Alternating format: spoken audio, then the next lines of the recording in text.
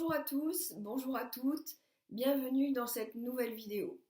La dernière fois, nous avions vu les symptômes, les maladies, les douleurs, quelles étaient l'origine, et les origines sont nos pensées. Et aujourd'hui, nous allons voir comment faire face à cette douleur quand elle survient. Alors regardez, quand vous avez une douleur, comment vous réagissez, comment vous faites. Prenez conscience de votre fonctionnement. Prenez conscience également de toutes les pensées qui viennent. Ces pensées où vous râlez, peut-être vous demandez comment ça va se passer, pourquoi, ce fameux pourquoi que beaucoup de gens se posent. Et que faites-vous quand vous avez une douleur? Peut-être continuez-vous à travailler, peut-être êtes-vous obligé de vous arrêter ou de vous reposer? Qu'est-ce que votre corps vous amène à faire, à vous obliger? Ou même, qu'est-ce qu'il vous empêche de faire? Notre corps nous amène toujours à nous empêcher quelque chose ou il va nous obliger à quelque chose d'autre.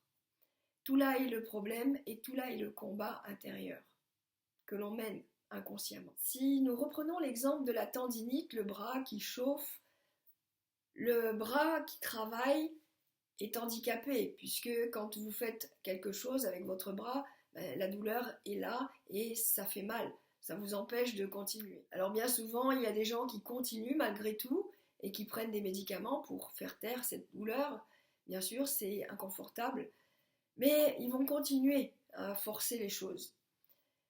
Le corps demande d'arrêter ça. C'est comme si vous travaillez par exemple pendant des heures, vous faites peut-être de la peinture murale et vous n'avez pas l'habitude. À la fin de la journée, votre muscle va surchauffer, vos nerfs vont être chauds et c'est la douleur qui va venir parce qu'il n'est pas habitué à ça. Votre bras demande du repos et votre corps demande ce repos pour réparer. Cette réparation est importante parce que si vous continuez, ça peut être plus grave et ça fait encore plus mal. Rappelez-vous, les douleurs viennent dans la répétition et on force. Donc ça fait longtemps que vous vous forcez, si vous avez mal au bras, en travaillant, parce que travailler c'est dur et vous n'avez pas envie et vous y mettez plus d'énergie qui fait que vous en êtes là. Donc pour que votre bras aille mieux, il faut du repos dans un premier temps.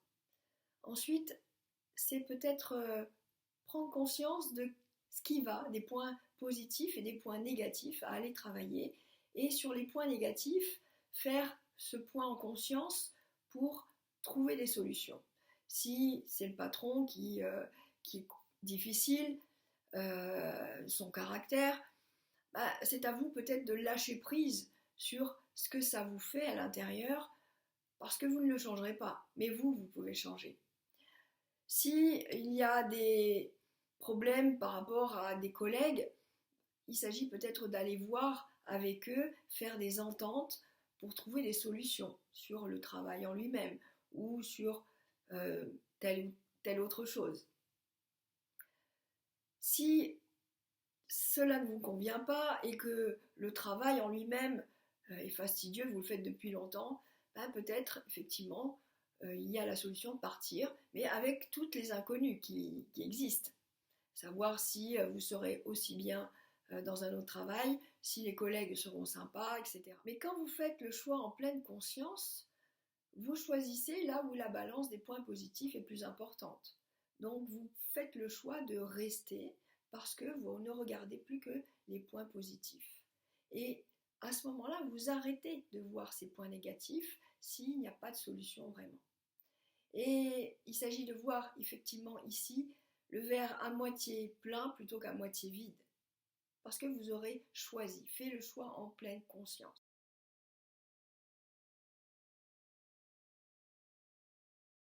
Et du coup, vous irez au travail plus léger, plus serein. Et c'est toute la différence. Vous ferez votre travail du mieux que vous pouvez, puisque c'est ce que vous faites tous les jours, comme votre collègue, comme votre patron, comme tout le monde.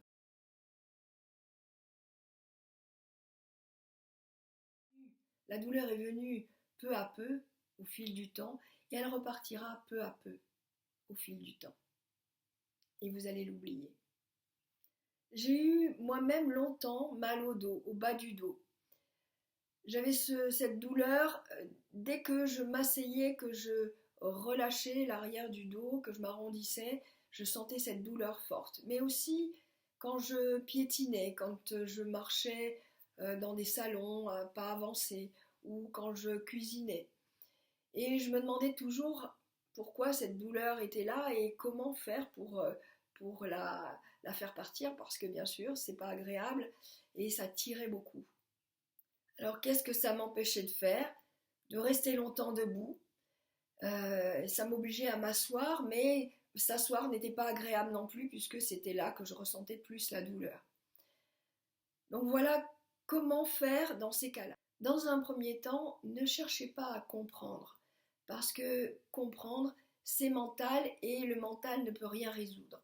Par contre, et pendant ce temps, votre corps, lui, ressent.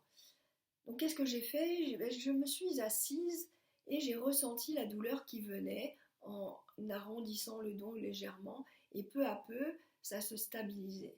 Mais il y avait toujours ce cap-là qui faisait ressentir cette douleur. La solution, c'est mon corps qui me l'a donnée.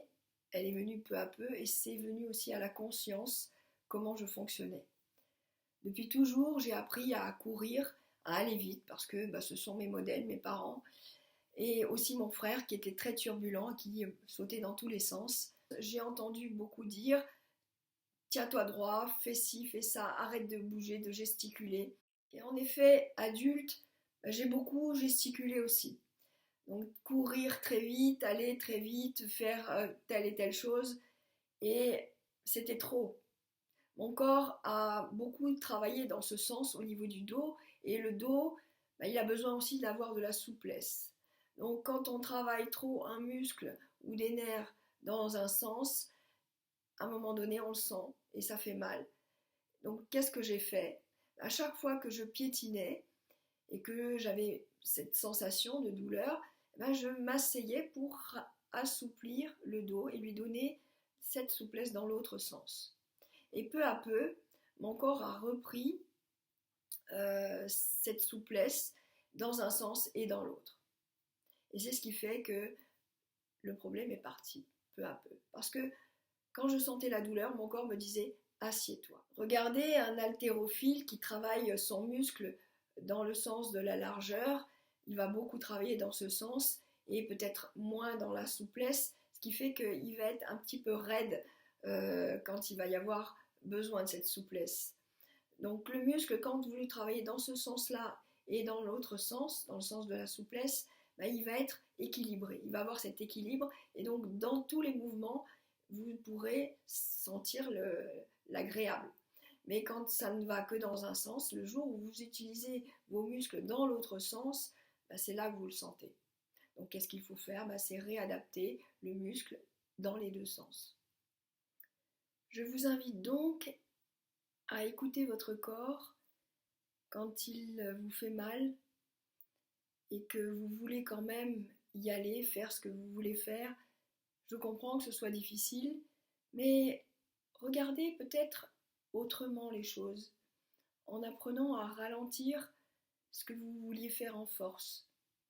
Et votre corps va suivre le mouvement quand vous lui donnez de la douceur et de la lenteur, parce que nous sommes venus au monde dans la douceur et dans la lenteur.